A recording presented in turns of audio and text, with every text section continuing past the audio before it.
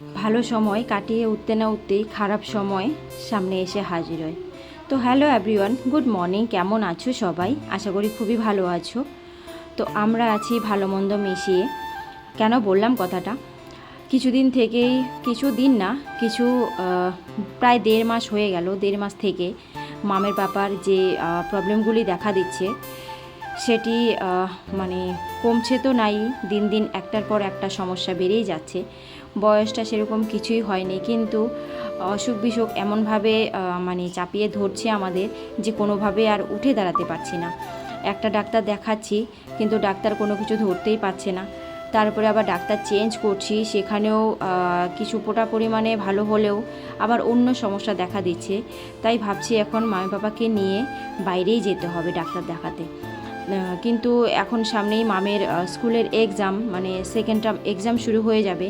সেই কারণে যেতেও পারছি না, কারণ সব কিছুর মাঝখানে পরীক্ষাটাও তো ইম্পর্টেন্ট, তাই না? না হলে তো একটা বছরেই মামের আর কি কিছুই থাকবে না, যে পরীক্ষাটা যদি না দেয়। তাই ভাবলাম মামের পরীক্ষা দেওয়ার পর আমরা চলে যাব হায়দ্রাবাদে, কারণ অনেকেই বলছে যে এখানে ট্রিটমেন্ট করিয়ে টাকা নষ্ট করার থেকে হায়দ্রাবাদে চলে গেলে অনেকটা ভালো হবে। তো চলো, সংসারিক কথা তো অনেক কিছুই হলো, আর এখন চলে এসেছি রান্নাবান্নার দিকে। তো আজকে রান্নায় করছি নিরামিষ সব কিছু। তো গত কিছুদিন থেকে প্রচুর পরিমাণে নিরামিষ জিনিস খাচ্ছি আর কি, আর শাকসবজি খেতে হচ্ছে। ডাক্তারবাবু বলেছে মাছটা খেতে পারবে, কিন্তু মাংসটা একদমই অ্যালাউ নয়। মাংসর সঙ্গে অনেক কিছু বাস দিয়েছে, মানে খেতে পারবে না। তো সেই কারণে মামের পাপার সঙ্গে আমাদেরও কিন্তু সেই সব জিনিসই খেতে হচ্ছে। তো আজকে হলো রবিবার, কিন্তু তবুও আমাদের নিরামিষ খেতে হচ্ছে। তো এদিকে নিরামিষের জন্য অনেক কিছুই রেডি করেছি।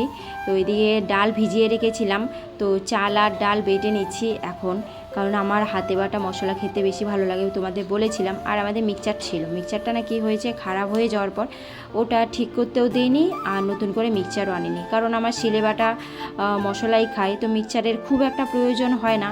তাই ভাবলাম থাক, যেহেতু নষ্ট হয়ে গেছে এখন আর আনবো না, পরে সময় হলে নিয়ে আসবো আবার। খুব প্রয়োজন হলে তো আনতেই হতো, কিন্তু চলে যাচ্ছে, তাই আর ভাবলাম যে থাক। তো এদিকে দেখো আমার ডাল বাটা কমপ্লিট। তো এখানে হলুদ আর নুন দিয়ে বড়াটা ভেজে নিচ্ছি।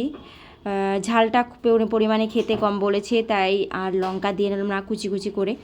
আর বড়াটা কিন্তু একদম ফুলকো ফুলকো হয়ে ফুলে গেছিলো, দাঁড়াও তোমাদের দেখাচ্ছি।